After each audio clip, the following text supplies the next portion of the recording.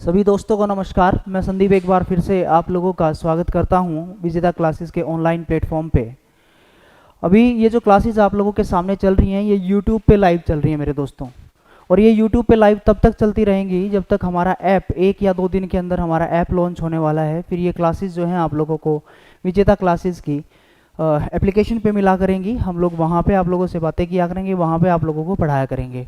तो अभी के लिए जो है हम थोड़ा थोड़ा मैटर या थोड़ा थोड़ा सा डिस्कशन आप लोगों के साथ कर रहे हैं किसी भी पर्टिकुलर टॉपिक को उठा के, और जैसे ही हमारा ऐप पे हम लोग आपके सामने आएंगे तो एक रेगुलर आप लोगों के सामने कोर्सेज चलेंगे, रेगुलर आप लोगों को पढ़ाया जाएगा। अभी के लिए तो हम थोड़ा थोड़ा सा उठा के लेके आ रहे हैं, कोई भी टॉपिक कोई भी मैटर कहीं से भी पढ़ाना शुरू किया। लेकिन आज जो अभी इस सेशन में मैं आप लोगों को जो पढ़ाने वाला हूँ वो बहुत ही इम्पोर्टेंट भी है और बहुत ज़्यादा कन्फ्यूज़न भी क्रिएट करता है। कन्फ्यूज़न इसलिए क्रिएट करता है कि उनको देखकर हमारे को जिन भी चीज़ों का मैं जिक्र करने वाला हूँ उन चीज़ों को जब कभी हम देखते हैं तो वो चीज़ें हमारे सामने क्लियर नहीं हो पाती हैं। हम जो प्रॉब्लम हमारे सामने आती है वो ये आती है कि हम कभी किसी चीज़ को सेंटेंस समझ बैठते हैं, किसी को फ्रेज समझ बैठते हैं, किसी को क्लोज समझ बैठते हैं। अब इन्हीं चीज़ों को मैं आज आप लोगों के सामने डिस्कशन में लेके आ रहा हूँ। जो बात आज हम डिस्कस कर रहे हैं वो 3 चीज़ें हैं मेरे दोस्तों। एक जिसको आप लोगों ने सेंटेंस समझा है, एक चीज़ जिसको आप लोग फ्रेज कह देते हो, और एक चीज जिसको आप लोग क्लोज कह देते हो। बहुत ही इंपॉर्टेंट हो जाती हैं ये बातें, क्योंकि हमारे को ये सारी ही चीजें एक जैसी नजर आती हैं, या जो लोग हमें देख रहे हैं या जो लोग इन चीजों के बारे में पढ़ रहे हैं उनको कंफ्यूजन ये रहता है कि सर सेंटेंस तो होता है लेकिन सेंटेंस के अंदर फ्रेज क्या होता है और क्लोज क्या होता है। तो सबसे पहले बात समझने की ये है मेरे भाई कि सेंटेंस क्या होता है, क्योंकि क्लोज हो चाहे फ्रेज हो वो तो सेंटेंस ही का हिस्सा होते हैं। सेंटेंस की जब हम लोग बात करते हैं तो इसको डिफाइन करने के लिए मैंने पहले भी आप लोगों से बात करी है, बताया हुआ है कि इसको अगर डिफाइन करते हैं, इसकी अगर हम लोग डेफिनेशन की बात करते हैं तो कह सकते हैं कि ग्रुप ऑफ वर्ड्स होता है, ग्रुप ऑफ वर्ड्स होता है with complete meaning, with complete meaning. शब्दों का एक ऐसा समूह होता है जो पूरा अर्थ अपना देता है, और पूरा अर्थ किस तरीके से वो देगा मेरे भाई, उसके अंदर जो 3 चीजें हैं वो मेजर चलती हैं। एक आपका सब्जेक्ट चलता है, सब्जेक्ट के साथ साथ आप लोगों को वर्ब मिलती है, और वर्ब के बाद आप लोगों को ऑब्जेक्ट मिल जाता है। ये सारी चीजें बेसिक सी इंफॉर्मेशन है, सभी को इनके बारे में पता भी होता है। सब्जेक्ट मिलेगा, वर्ब मिलेगी और ऑब्जेक्ट मिल जाएगा। सब्जेक्ट को ही आप लोग डूअर कह देते हैं, सब्जेक्ट ही को आप लोग डूअर कह देते हैं। सेंटेंस के अंदर काम को जो करने वाला है वो आप लोगों का सब्जेक्ट होता है, या फिर उसी को आप लोग डूअर कह देते हैं। इसके बाद आप लोगों को मिलती है वर्ब। इस वर्ब को भी 2 हिस्सों में हम डिवाइड कर देते हैं। एक आप लोग जिसको कभी आपने नाम से सुना है हेल्पिंग वर्ब के नाम से, और दूसरा आप लोगों ने मेन वर्ब का जिक्र सुना होगा। तो हेल्पिंग वर्ब और मेन वर्ब का क्या फंक्शन है इसको हम लोग फिर से कभी किसी क्लास में डिस्कस करेंगे। दूसरी बात, तीसरी जो चीज इसके अंदर लिखी हुई है वो है आप लोगों का ऑब्जेक्ट। ऑब्जेक्ट क्या होता है? ऑब्जेक्ट ऐसी चीज होती है जो सब्जेक्ट किसी भी काम को परफॉर्म करता है, या फिर सब्जेक्ट के द्वारा करे गए किसी भी काम का असर जिसके ऊपर पड़ता है उसको ऑब्जेक्ट कह दिया जाता है। इस ऑब्जेक्ट को भी हम लोग पढ़ेंगे थोड़ा सा और डीपली, जिसके अंदर आप लोगों के सामने आएगी कि भैया ये ऑब्जेक्ट भी कहीं ना कहीं पे 2 प्रकार के होते हैं। एक जिसको आप लोग डायरेक्ट ऑब्जेक्ट कह देते हो, और एक जिसको आप लोग इनडायरेक्ट ऑब्जेक्ट के नाम से जानते हैं। ये 2 चीजें आप लोगों के सामने फिर से आएंगी, इनको भी हम लोग पढ़ाएंगे, और कैसे हम लोग किसी भी सेंटेंस के अंदर ऑब्जेक्ट को जस्टिफाई करते हैं, किस प्रकार से हमें पता लगता है कि सेंटेंस में जो शब्द जिसको हमने जाने या अनजाने ऑब्जेक्ट समझ लिया है वो ऑब्जेक्ट है भी या नहीं। ये चीजें भी मैं आप लोगों के सामने रखूंगा। खैर अभी हमारा वो कंसर्न नहीं है, उसके बारे में हम लोग फिर कभी बात करेंगे। तो सेंटेंस तो इतना सा ही हुआ जिसके अंदर एक सब्जेक्ट हुआ, एक वर्ब हुई, एक ऑब्जेक्ट हुआ। अब इसकी जो टाइप्स की हम लोग बात करते हैं, मेजर इसको हम लोग जब डिफाइन करते हैं, बताते हैं, तो 3 प्रकार का सेंटेंस आप लोगों के सामने आता है। एक जिसको आप लोग सिंपल सेंटेंस के नाम से जानते हैं, एक जिसको आप लोग सिंपल सेंटेंस के नाम से जानते हैं। दूसरे की बात करें तो आप लोगों को कंपाउंड सेंटेंस मिल जाता है, और तीसरे की आप लोग बात करते हैं मेरे दोस्तों तो ये आप लोगों को कॉम्प्लेक्स सेंटेंस मिल जाता है। अब देखिए सिंपल सेंटेंस तो सिंपल ही है, जिसके अंदर कम से कम एक सब्जेक्ट हो और एक वर्ब का होना जरूरी होता है, वो सिंपल सेंटेंस कहलाता है। कॉम्प्लेक्स सेंटेंस और कंपाउंड सेंटेंस की जब बात आती है तो जो चीजें हमारे सामने मैं बताना चाह रहा हूं आज, जिसका नाम आप लोग क्लॉज समझते हैं, ये क्लॉज का जो मैंने यहां पे लिखा हुआ है, ये क्लॉज निकलता ही इनमें से है, ये क्लॉज निकलता ही इनमें से है। अब डिफरेंस क्या है ये थोड़ी देर के बाद आपको इजीली समझ आना शुरू हो जाएगा मेरे भाई।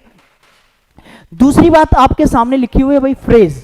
फ्रेज की जब डेफिनेशन की हम बात करते हैं, जब इसको डिफाइन करने की बात हम लोग करते हैं, तो ये कहा जाता है कि ग्रुप ऑफ वर्ड्स तो ये भी है भाई, ग्रुप ऑफ वर्ड्स तो ये भी है, लेकिन फर्क इतना सा है कि विदाउट कंप्लीट मीनिंग रहेगा ये, विदाउट कंप्लीट मीनिंग, यानी कि शब्दों का समूह भी होगा लेकिन वो अर्थ नहीं दे पाएगा। फर्क ये रहेगा सेंटेंस के अंदर और इसके अंदर कि सेंटेंस का एक हिस्सा फ्रेज हो सकता है, सेंटेंस के अंदर एक सब्जेक्ट और एक वर्ब मैंडेटरी मिलेगी, लेकिन फ्रेज के अंदर सब्जेक्ट और वर्ब हो या ना हो उससे फर्क नहीं पड़ता है। लेकिन हाँ, ग्रुप ऑफ वर्ड्स रहेगा, वो इंडिपेंडेंट कोई मीनिंग को कन्वे नहीं कर पाएगा, उसको अपना मीनिंग देने के लिए, जिसको अपना मीनिंग देने के लिए किसी दूसरी चीज के ऊपर डिपेंडेंट रहता है या सेंटेंस के दूसरे हिस्से के ऊपर डिपेंड करना पड़ता है। दीपक देसवाल नमस्कार, योगेश वागेश कुंडू नमस्ते भाई। वागेश, जिसका अपना खुद का मीनिंग हो वो फ्रेज होता है, जिसका अपना खुद का मीनिंग हो वो फ्रेज होता है, ऐसे कैसे हो सकता है? आप क्लास की तरफ जरा ध्यान देंगे तो आपको सारे डाउट्स क्लियर हो जाएंगे मेरे भाई।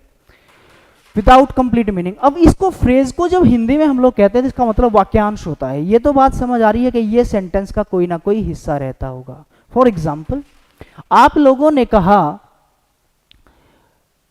राम एंड श्याम, ये तीन शब्द तो हैं, तीन शब्द तो हैं, तीनों को मिलाकर के बात करी भी गई है, इनका अर्थ पता भी चल रहा है कि राम और श्याम हैं, लेकिन ये अपना मीनिंग पूरा नहीं दे पा रहे हैं। हमें नहीं पता है कि ये राम और श्याम कौन है, क्या ये कर रहे हैं और क्या ये करने वाले हैं, या क्या इनका बीच में रिश्ता नाता है। लेकिन अगर मैं इसी चीज को पूरा कर दूं कि Ram and Shyam are the best friends, the best friends, Ram and Shyam are the best friends. अब देखिए जरा इसको आप लोग, राम एंड श्याम इस पूरे सेंटेंस का एक हिस्सा है। क्यों? क्योंकि राम एंड श्याम पूरा सब्जेक्ट आप लोग इसको समझ के चलते हैं, उसके बाद आर आप लोगों को वर्ब मिलती है और फ्रेंड्स आप लोगों का ऑब्जेक्ट हो जाता है। इस प्रकार से ये पूरा सेंटेंस हुआ और इस पूरे सेंटेंस ही का हिस्सा है राम एंड श्याम। तो जो सेंटेंस का हिस्सा होता है वो आप लोगों का क्या होता है मेरे दोस्त? सेंटेंस का हिस्सा फ्रेज कहलाता है। फिर इसको हम लोग डिफाइन करने की कोशिश करते हैं, तो ये जो फ्रेज होते हैं ये भी तीन प्रकार के बेसिकली आप लोगों से पूछे जाते हैं। जिसको पहली चीज जिसको आप लोग कहते हो नाउन फ्रेज, नाउन फ्रेज। दूसरी चीज जिसको आप लोग कहते हो एडजेक्टिव फ्रेज, और तीसरी चीज जिसको आप लोग कहते हो एडवर्ब फ्रेज। अब आज की क्लास के अंदर मैं इन्हीं चीजों को आप लोगों के सामने डिस्कस करने वाला हूं। नाउन फ्रेज, एडजेक्टिव फ्रेज और एडवर्ब फ्रेज, ये क्या होते हैं भाई? नाउन का मतलब तो सब जानते ही हैं कि कोई भी ऐसी चीज जो किसी सेंटेंस के अंदर नाउन का काम कर रही होगी, नाउन के रूप में आई होगी, लेकिन उसके साथ साथ एक चीज और लिखी हुई है जिसको आपने कहा मेरे दोस्तों फ्रेज। यानी कि फ्रेज ग्रुप ऑफ वर्ड्स भी होएगा और वो काम किसकी तरह करेगा भाई? नाउन की तरह काम करेगा। जैसे फॉर एग्जाम्पल आप लोगों ने कहा sentence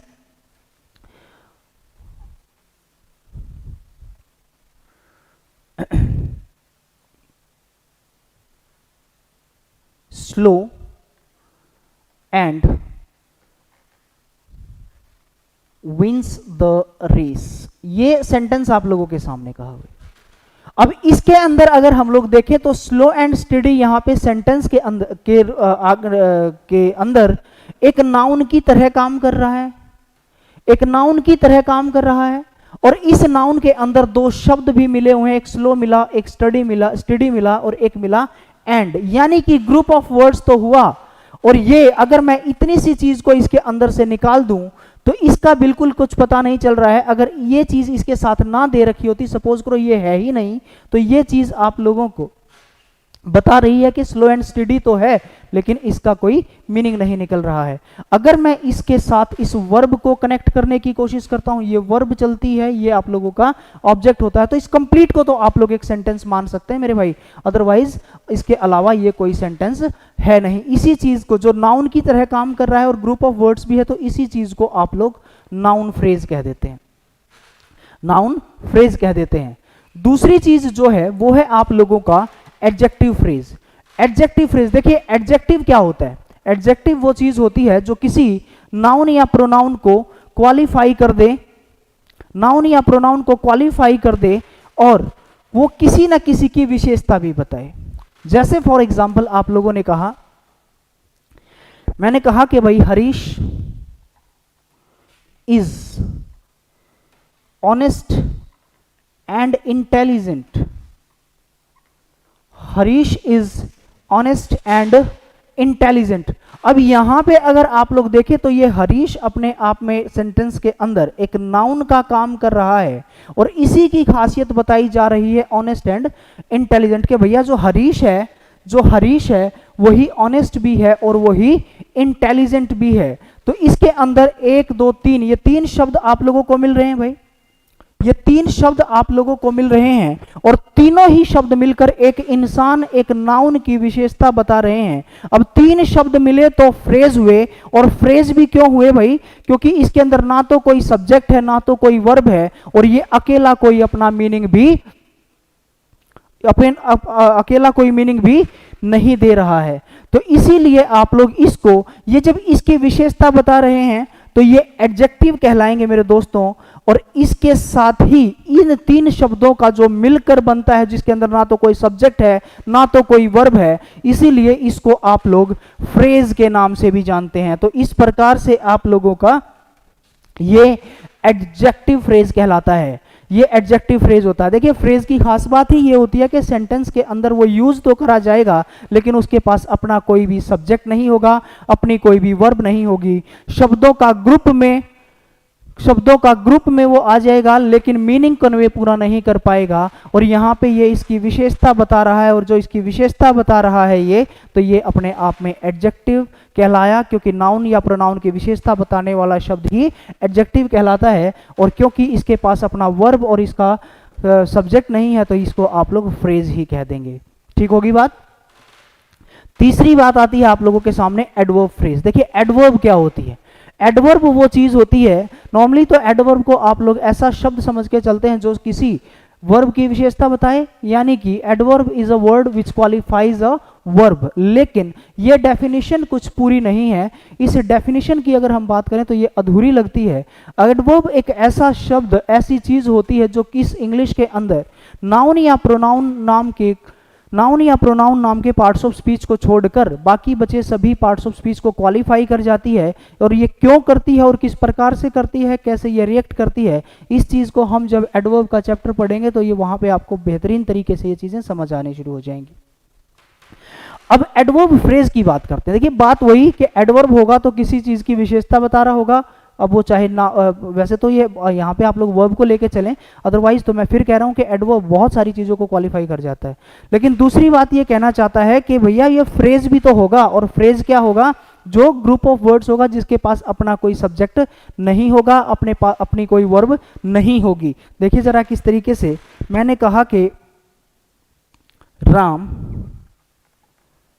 parked his car in the street.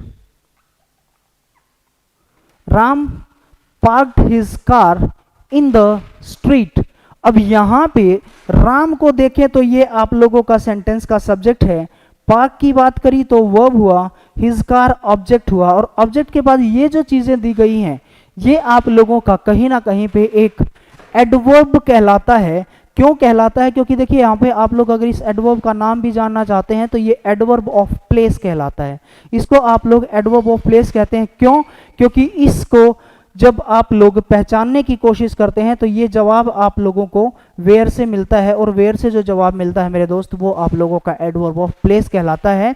इसको आपने कहा Ram parked his car where. अब इस चीज को आपने ये तो कहा जी वेयर से जवाब मिला, एडवर्ब हो गया, लेकिन इसी के अंदर आप लोगों को ये भी नजर आ रहा है ना तो इसके अंदर कोई आपका सब्जेक्ट है ना ही इसके पास अपनी कोई वर्ब है। तो अब और इसके अलग अगर मैं इस सेंटेंस को यहां से खत्म करूं और इतनी सी की बात करूं तो ये अपना पूरा मीनिंग भी नहीं दे पा रहा है, यानी कि मीनिंग पूरा नहीं है, मीनिंग भी पूरा नहीं है, और ग्रुप ऑफ वर्ड्स भी है ना, उस ग्रुप ऑफ वर्ड्स के पास अपना सब्जेक्ट है ना ही अपनी कोई वर्ब है। तो इसको आप लोग क्या मान के चलेंगे मेरे दोस्तों, एडवर्ब, और इसको आप लोग कह देंगे फ्रेज। तो इसी चीज को आप लोग एडवर्ब फ्रेज कह देते हैं, इसी को आप लोग एडवर्ब फ्रेज कह देते हैं भाई। ये जो डिफरेंस है आप लोगों का, ये सेंटेंस पता ही है, सेंटेंस ग्रुप ऑफ वर्ड्स होता है, मीनिंग पूरा देता है, सब्जेक्ट अपना रहता है, उसके पास वर्ब रहती है, उसके पास कम से कम ये दो चीजें जरूरी होती हैं। दूसरा आपके सामने फ्रेज को मैंने डिस्कस किया, तीन चीजें इस फ्रेज के अंदर आती हैं। फ्रेज को डिफाइन करते हैं तो कहते हैं कि भैया ये ग्रुप ऑफ वर्ड्स होता है लेकिन पूरा मीनिंग नहीं देता है, without meaning, without complete meaning रहता है। इसके तीन हिस्से माने जाते हैं, नाउन फ्रेज, एडजेक्टिव फ्रेज और एडवर्ब फ्रेज। अब इनको किस तरीके से आप लोगों के सामने डिफाइन किया हुआ है मैंने, ये समझ सकते हैं आप लोग। इसके बाद हमारे पास आता है क्लॉज, इसके बाद हमारे पास आता है भाई क्लॉज। देखिए जब बात क्लॉज की करी जाती है, जब बात क्लॉज की करी जाती है तो क्लॉज भी कुछ ना कुछ सेंटेंस के जैसा ही दिखता है, बड़े ध्यान से समझे भाई इस चीज को। जब बात आप लोग क्लॉज की करते हैं, क्लोज के अंदर आपको फर्क क्या मिलेगा कि इसके अंदर आप लोगों को एक सब्जेक्ट मिल जाएगा, एक सब्जेक्ट मिल जाएगा और एक वर्ब भी मिल सकती है, एक वर्ब भी मिल सकती है। ये सेंटेंस के अंदर आप लोगों को एक सब्जेक्ट भी मिलेगा, एक वर्ब भी मिलेगी। और अगर वो पूरा मीनिंग नहीं दे पा रहे हैं, अगर वो पूरा मीनिंग नहीं दे पा रहे हैं तो इसको आप लोग क्या करके चलेंगे भैया, इसको कहेंगे आप लोग क्लॉज। अब ये जो क्लॉज होते हैं ये भी बेसिकली तीन ही प्रकार के हम लोग ज्यादा हमारे सामने आते हैं। एक चीज जिसको आप लोग नाउन क्लॉज कह देते हैं। देखिए ध्यान रखें कि क्लॉज है तो सब्जेक्ट और वर्ब मैंडेटरी मिलेगी, क्लॉज अगर है तो सब्जेक्ट और वर्ब तो मिलनी ही मिलनी है, इसमें कोई डाउट नहीं है मेरे भाई। लेकिन उसके अंदर फर्क क्या रहेगा कि वो कभी कभी अपना मीनिंग पूरा दे भी देते हैं और कभी कभी अपना मीनिंग देने के लिए उसको किसी दूसरी चीज के ऊपर, उसके दूसरी चीज के ऊपर डिपेंडेंट रहना पड़ता है। गौरव पंचाल, एडवर्ब और एडजेक्टिव का डिफरेंस क्या है जी? भाई डिफरेंस ये है गौरव कि एडजेक्टिव जो रहता है ये हमेशा ही नाउन या प्रोनाउन को क्वालिफाई करता है, नाउन या प्रोनाउन ही को सिर्फ क्वालिफाई करता है। और एडजेक्टिव जो होता है वो दो प्रकार का हो सकता है मेरे दोस्त, एक जिसको आप लोग एट्रीब्यूटिव एडजेक्टिव कहते हो और एक जिसको आप लोग प्रेडिकेटिव एडजेक्टिव कहते हो। बड़े ध्यान से देखें भाई, एट्रीब्यूटिव एडजेक्टिव और प्रेडिकेटिव एडजेक्टिव ये दो प्रकार के रहते हैं गौरव। जब इसकी बात हम लोग करते हैं तो भैया जी इसके पहले जब कभी किसी नाउन या प्रोनाउन से पहले आप लोगों को कोई भी शब्द लगा मिलता है और वो इस नाउन या प्रोनाउन को क्वालिफाई कर रहा होता है तो वो एट्रीब्यूटिव एडजेक्टिव कहलाता है।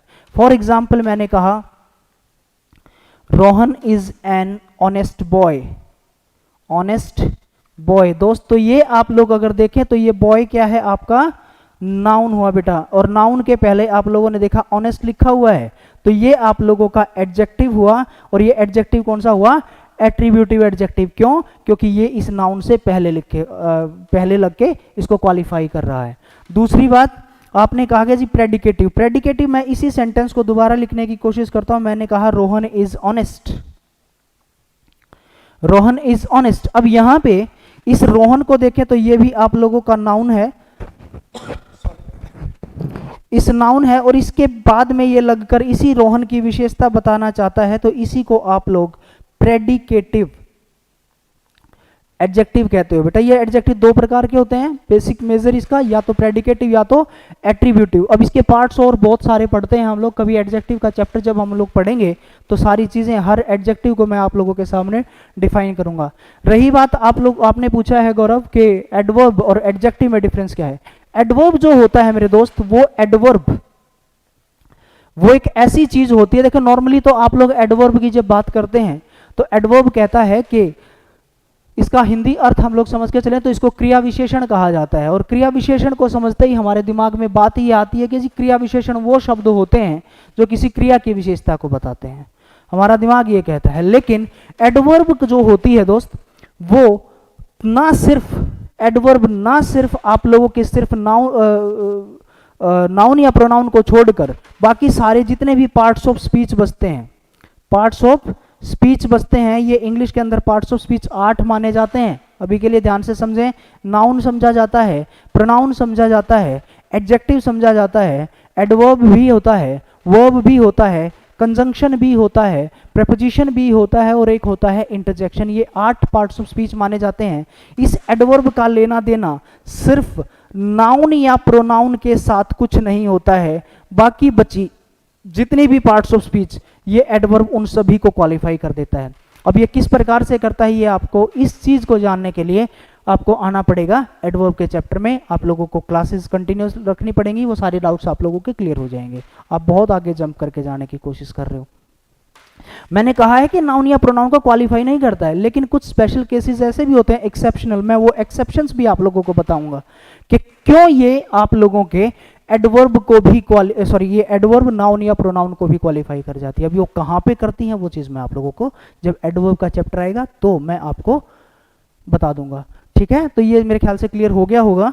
इसके बाद हम लोग अपनी पुरानी बात पे चलते हैं, जिसको आपने कहा है मेरे दोस्त नाउन क्लोज की मैंने बात करी है। उसके बाद दूसरा क्लोज जो होता है दोस्तों, उसको आप लोग कहते हैं एडजेक्टिव क्लोज, जिसको आप लोग कहते हो एडजेक्टिव क्लोज। और तीसरा क्लोज मेजर पढ़ा जाता है वो भी आप लोगों का एडवर्ब क्लोज।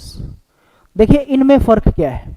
अब क्लोज होगा तो ये बात तो कंफर्म्ड है कि भैया सब्जेक्ट भी मिलेगा और उसके पास वर्ब भी मिलेगी, ये तो बात पक्की है।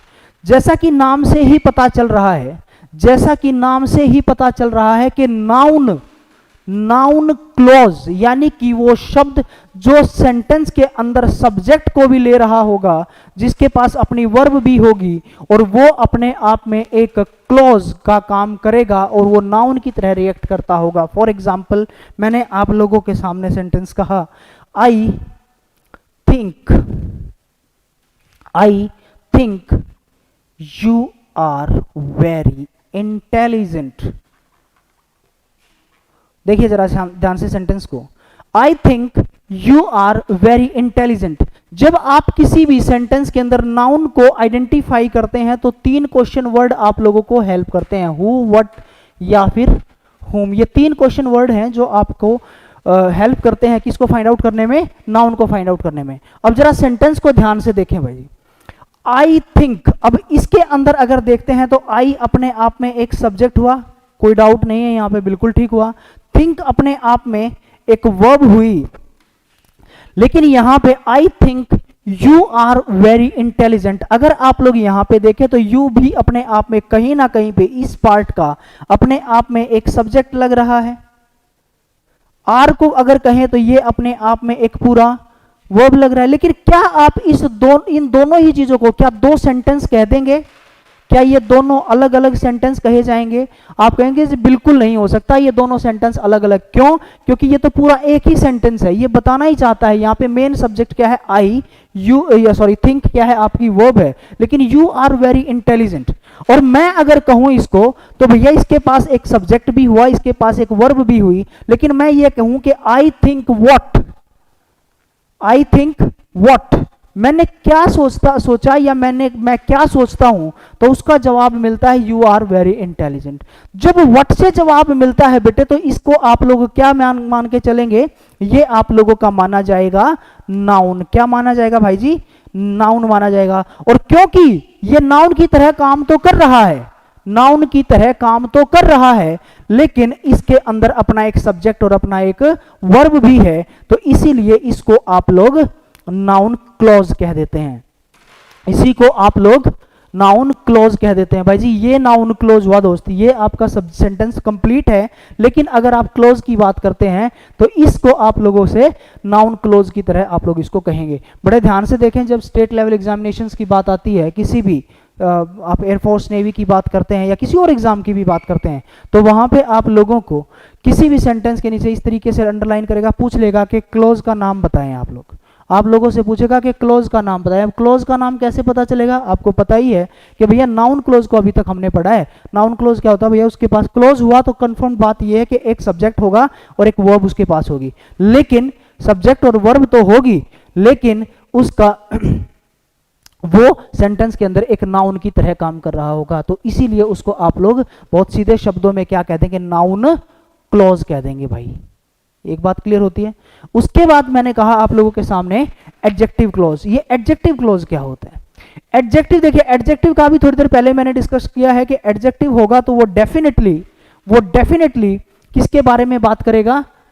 नाउन या प्रोनाउन को क्वालिफाई करने की बात करेगा। और क्लोज होगा तो क्या होगा भैया? उसके पास सब्जेक्ट और वर्ब तो होगी, सब्जेक्ट और वर्ब तो होगी, ठीक है, शब्दों का समूह भी होगा, लेकिन वो अपना मीनिंग पूरा कन्वे नहीं कर पाएगा। अपने मीनिंग को देने के लिए उसे किसी दूसरे चीज के ऊपर निर्भर होना पड़ेगा। भाई तो एक सेंटेंस मैं इसके लिए भी लिख रहा हूं आप लोगों के सामने।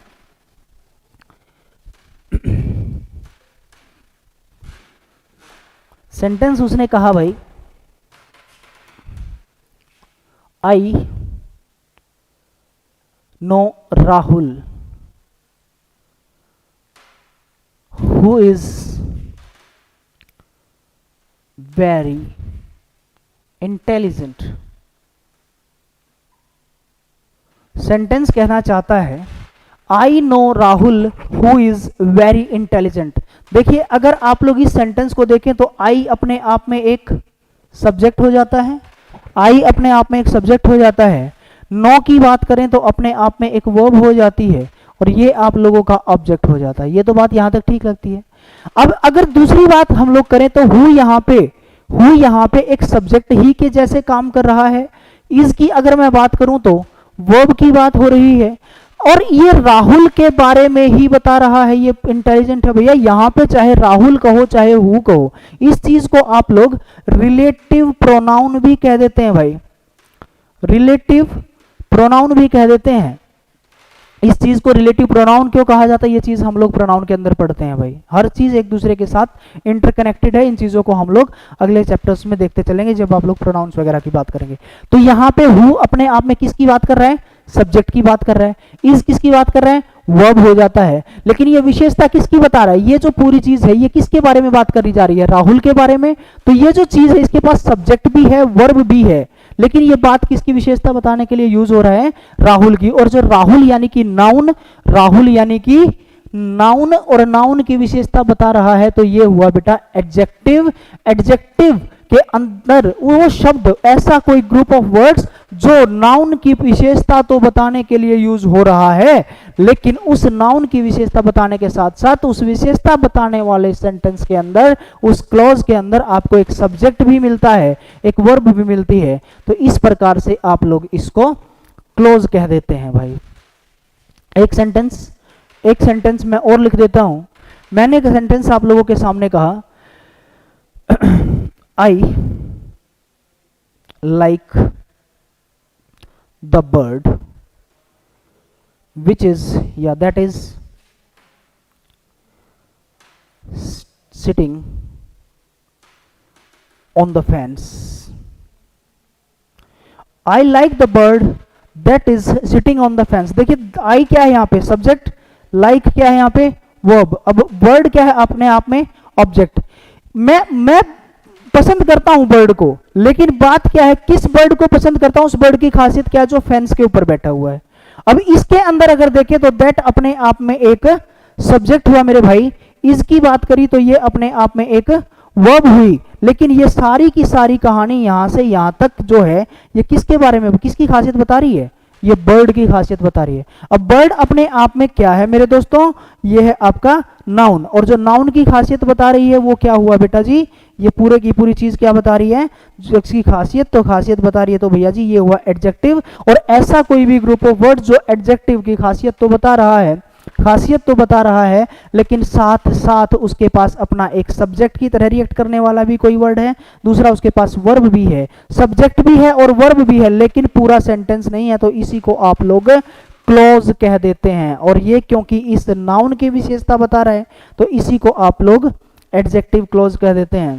देखिए ये जो चीज़ें हैं, अभी आप लोगों ने सेंटेंस का थोड़ा सा जाना है, सेंटेंस को भी मैं डेलिबरेटली पढ़ाऊंगा आप लोगों को सेंटेंस, उसके बाद आप लोगों ने फ्रेज को देखा है, और अब आप लोगों ने क्लोज को देखा है। क्लोज में हमारा तीसरा क्लोज छूटता है, जिसको आप लोगों ने एडवर्ब क्लोज कहा है। इसको मैं नेक्स्ट किसी सेशन में आप लोगों के सामने डिस्कस करूंगा। ये बहुत इंपॉर्टेंट हो जाता है, इनकी पहचान, इनकी आइडेंटिटी, किस तरीके से इनकी आइडेंटिफिकेशन, या एग्जाम में आप लोग किस तरीके से इनको ट्रैक करेंगे, ये चीज़ें सारी की सारी आप लोगों को प्रैक्टिस में समझ आएंगी। समय की पाबंदी है, आप लोगों से कल इसी समय, इसी टाइम पे, इसी जगह पे आप लोगों से फिर से मुलाकात होगी। पढ़ते रहिए भैया, देखते रहिए आप लोगों का विजेता क्लासेस का ऑनलाइन यूट्यूब चैनल। ज़्यादा से ज़्यादा सब्सक्राइब करें, शेयर करें क्लासेस को, और अपने दोस्तों को कनेक्ट करने की कोशिश करें। आज के इस सेशन में इतना ही, अभी के लिए आप लोगों से इजाज़त लेना चाहेंगे, बाय। ठीक है जी भाऊ जी।